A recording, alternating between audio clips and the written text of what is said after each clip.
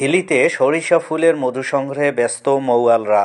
Reporter Bangla টিভির desk report. দিনাজপুরের সীমান্তবর্তী হাকিমপুর হিলিতে সরিষার ক্ষেত থেকে মধু সংগ্রহে ব্যস্ত সময় পার করছেন মৌচাষিরা। উপজেলার বিভিন্ন সরিষা ক্ষেতের পাশে মৌমাছির বাক্স বসিয়ে মধু সংগ্রহ করছেন তারা। মৌচাষিরা এ সময় রিপোর্টার বাংলা টিভিকে বলেন, সরিষা ফুল থেকে মধু সংগ্রহে আর্থিকভাবে তারা যেমন লাভবান হচ্ছেন, তেমনি বেকারত্ব দূর হচ্ছে।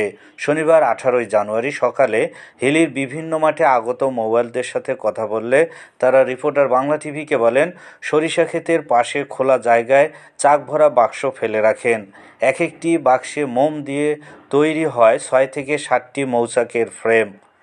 বাক্সের ভেতরে রাখা হয় একটি রানী মৌমাছি। রানী মৌমাছি থাকায় অন্য মৌমাছিরা আসতে থাকে ওই বাক্সে। প্রতিদিন সকাল 8টা থেকে সন্ধ্যা পর্যন্ত মৌচাষিরা এসব মৌচাক থেকে মধু সংগ্রহ করেন। এতে তারা একদিকে যেমন আর্থিকভাবে লাভবান হচ্ছেন, অন্যদিকে তাদের দূর হচ্ছে বেকারত্ব। এসব মধু স্থানীয়ভাবে ও বোতলজাত করে দেশের বিভিন্ন স্থানে বিক্রি করছেন মৌচাষিরা। হাকিমপুর হিলি পৌর শহর থেকে হিলি বগুড়া মেইন রোডের মাত্র 1 কিলোমিটার দূরে বড় ডাঙ্গাপাড়া ও জালালপুর গ্রামের মাঝে সড়কের পাশে সরিষা ফুল থেকে মধু সংগ্রহ করতে শ্যামনগর সাতক্ষীরা থেকে এসেছেন মোহাম্মদ আনোয়ার হোসেন।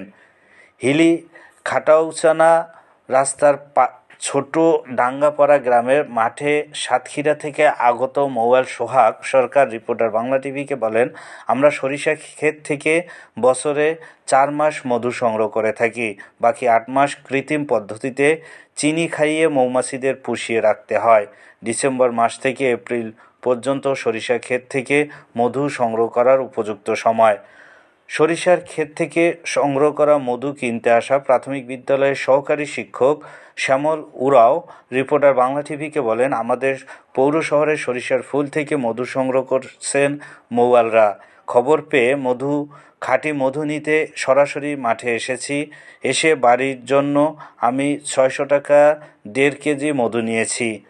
আসল মধুর যে একটা স্বাদ আছে সেটা সরিষা ফুল থেকে সংগ্রহ করা মধুতে পেলাম, এবং মৌয়ালদের সরিষার হলুদ ফুল থেকে মধু সংগ্রহ পদ্ধতিটা আমার কাছে খুবই ভালো লেগেছে।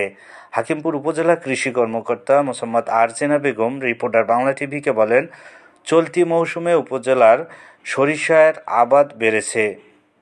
তিনি এ সময় আরও বলেন, সরিষার ক্ষেতের পাশে মৌমাছির চাষ হলে সরিষার ফলন 10 গুণ বেড়ে যায়। এতে সরিষার ফলনও ভালো হওয়ার সম্ভাবনা থাকে।